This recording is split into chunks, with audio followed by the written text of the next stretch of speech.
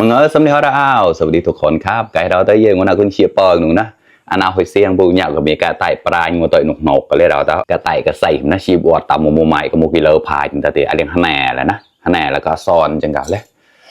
ซ้อนใหม่หนุกๆนะเนี่ยแต่ที่ปล่อยใหม่ตัวเต่ากันนะฮันแน่แต่ที่เชียร์ก็น้ำจิ้มซีฟู้ดไปแล้วเราได้เยอะก่อนฮันแน่ใหญ่ๆนะวันนี้ก็กินข้าวเหมือนเดิมครับผัดหมึกกระดองครับหมึกกระดองย่างที่เรือครับเอามาผัดกับน้ำมันหอยแล้วก็มีหอมใหญ่นะครับกินกับน้ำจิ้มซีฟู้ดเหมือนเดิมครับมากินข้าวด้วยกันครับมีไข่พะโล้มาด้วยนะครับมาครับเพื่อนๆกล้าด่ากล้าหนุนไลค์ไว้เชียร์ไพเดอร์ไลค์ได้แชร์มาตอนนะต่อจะกลิ้งเชียร์กับมูจอนของเราก็น้ำเจมนี่จ้ะวันนี้ก็กับข้าวอย่างเดียวเหมือนเดิมครับเนี่ยขาหมู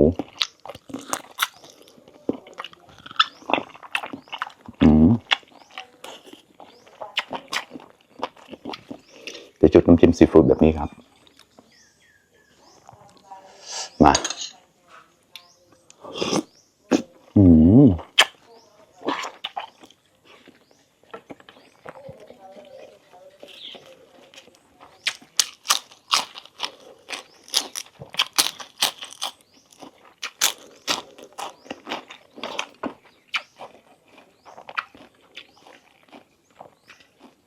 กระต่ายหมูใหม่6 โลนะแต่แปะให้แบเมนูเราละ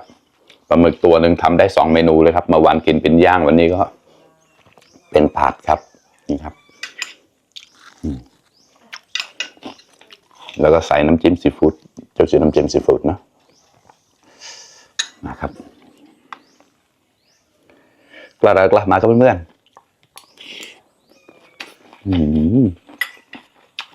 ๆกรุบๆเหมือนเดิมอร่อย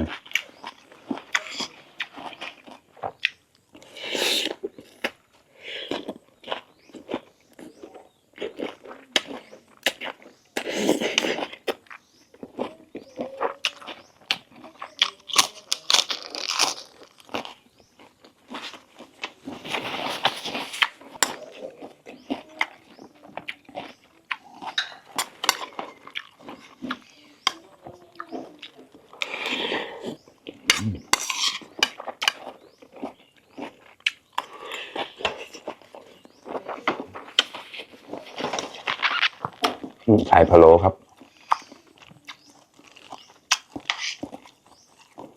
น่าจะเป็นไข่เป็ดอ่ะใหญ่มากไม่ไตหนูแล้วนะไม่จ้านเชียง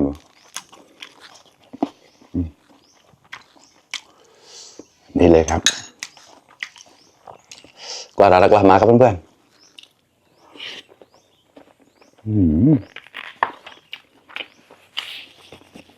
อร่อยมาก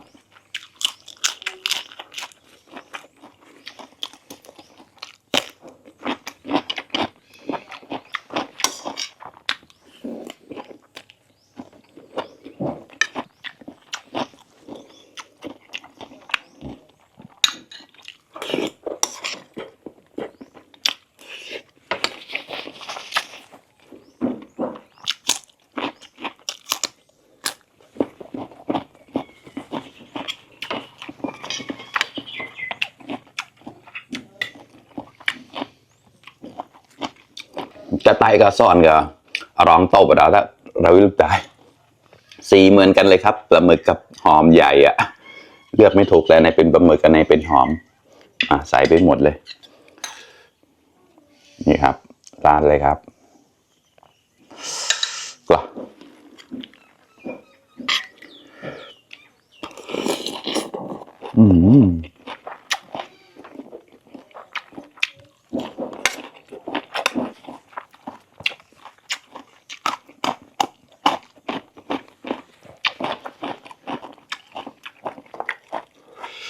มาครับเพื่อนๆกล้า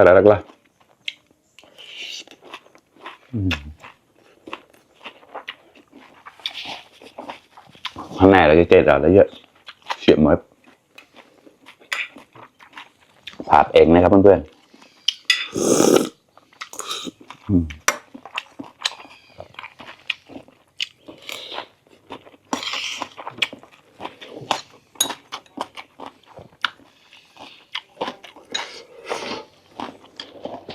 มากล้า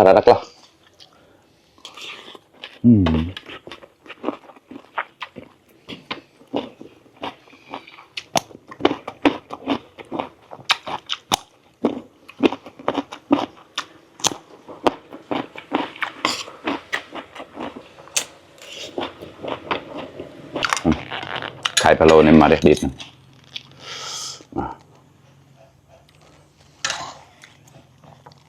มาครับ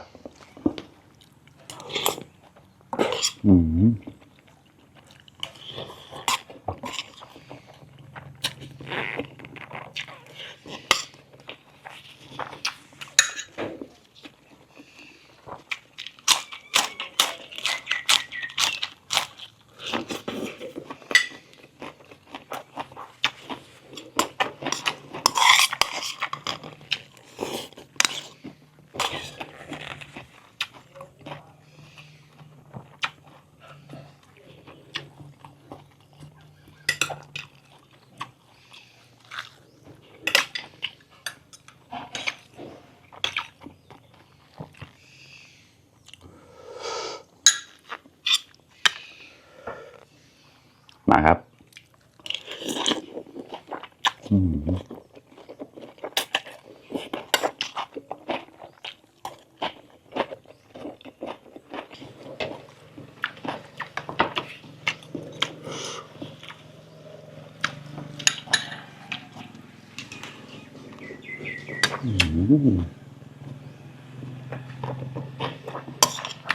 เรา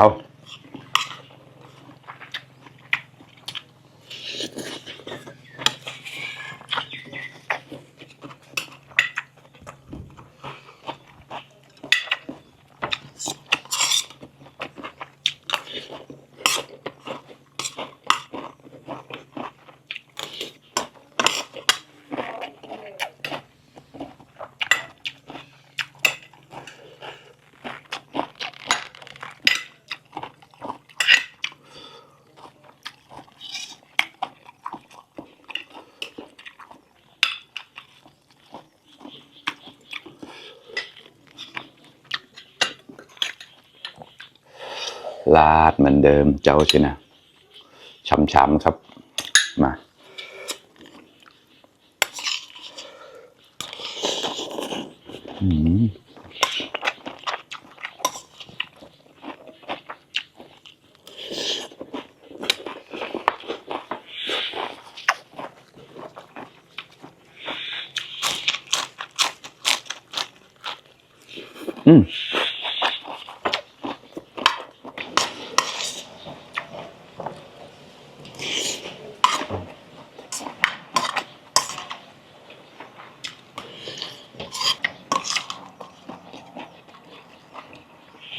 จ้ะ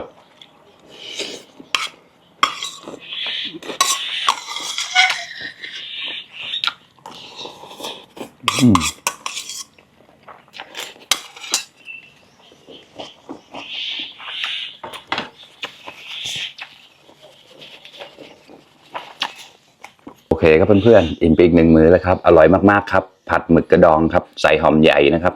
ฮานากระไต่นะกระไต่หมึกกระดองจุดละซอนไม่หนอกเชียร์กับน้ำจิ้มซีฟู้ด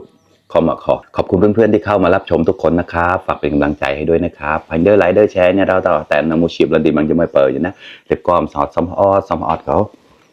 ตั้งเกินดาวบ๊ายบาย